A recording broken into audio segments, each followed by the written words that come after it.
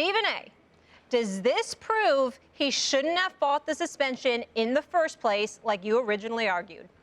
Absolutely. It absolutely proves that. It's what I've been saying all along. And I think it's important to recognize that I'm not law enforcement. So under no circumstances am I trying to attach a level of guilt to Ezekiel Elliott. I am not saying he is guilty of domestic violence. He's never been arrested. He's never been indicted. He's never been convicted. I don't know what happened.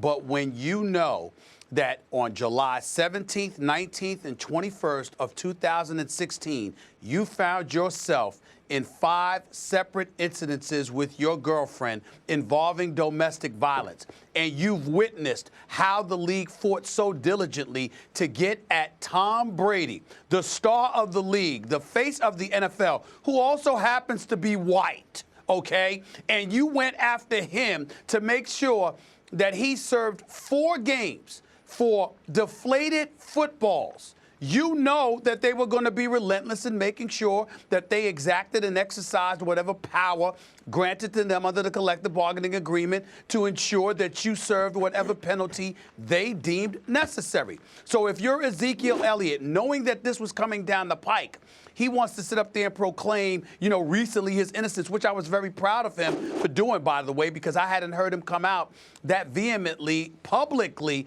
about this situation.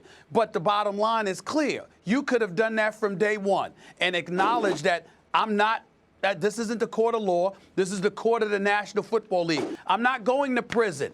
I can't change what's in people's heart. I can't legislate what's in their heart or what's in their psyche as it pertains to me. I have to make decisions that ultimately make sense. And in the end, whether it's 4 games or 6 games, if I'm going to end up serving the suspension, which I undoubtedly will have to do because Roger Goodell is the judge, jury, executioner, and the appellate court, then that is the situation. Nothing that I can do is going to change that. So him going through this protracted, prolonged situation where he's fighting, ultimately fighting for what? You're going to serve the games. They're going to see to it.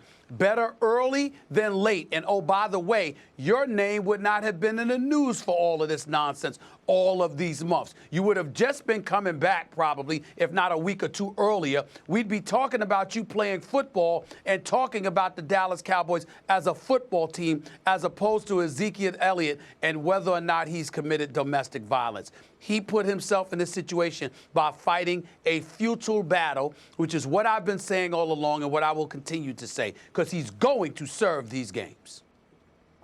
You make 2 points, Stephen A., that I think are good ones. I want to take them one at a time, and then I'm going to tell you why it was not only not a mistake to fight, but he should continue fighting as long as there's any fight left to be had.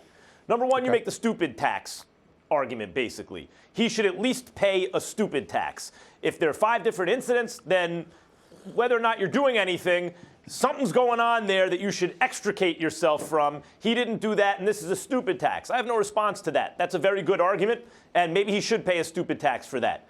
But let's get to the actual issue here, which is whether or not he committed domestic violence. You brought up the idea that if he continues to fight, his name will be associated with domestic violence in the news, in the media, as long as the fight's going on, and that's going to stain him with it, since we all know he's going to eventually lose against the NFL, since they don't have to match a legal standard. They just, according to them, we know that Goodell has the power. That's been tested in Deflategate and in other instances. So we know the NFL is going to win. And according to their standard, they only have to, in their opinion, think it's more likely than not that he did it. They don't need the preponderance of evidence to say it's beyond a reasonable doubt. So the standard is much lower. They're in charge of their own decision anyway. And as you mentioned, they're also the appellate court. He is going to wind up losing. So along the way, why are you fighting the fight when your name is associated with domestic violence? In fact, that's not what happened. In fact, along the way, we really haven't been talking about domestic violence. In fact, we have lamented the idea that this is the actual issue that the NFL should be trying to focus on, which is combating domestic violence, has been sort of ignored because we've been focusing on the legal fight. I mean, we've actually talked about that ad nauseum on this show and all over the media, that it's really not about domestic violence, it's about the legal fight itself. So the idea that he would be additionally stained by the ongoing association with that issue, I don't think really has played out the way we anticipated. So I agree with your first point. I don't agree, as it turns out, based on the evidence as I see it, with your second point. But now, finally, let me tell you why the fight was a good idea. It was never about winning or losing. We knew he would lose.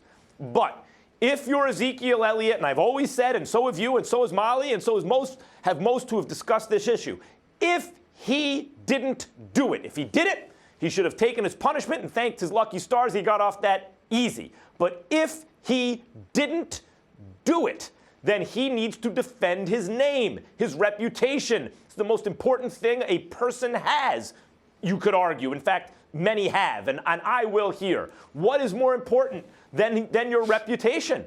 And that's his name, which he's gotten from his parents, which he will give to his children. The Elliott name is going to be tarnished with domestic violence that if he didn't commit, let's take that as a premise, that he knows he didn't commit.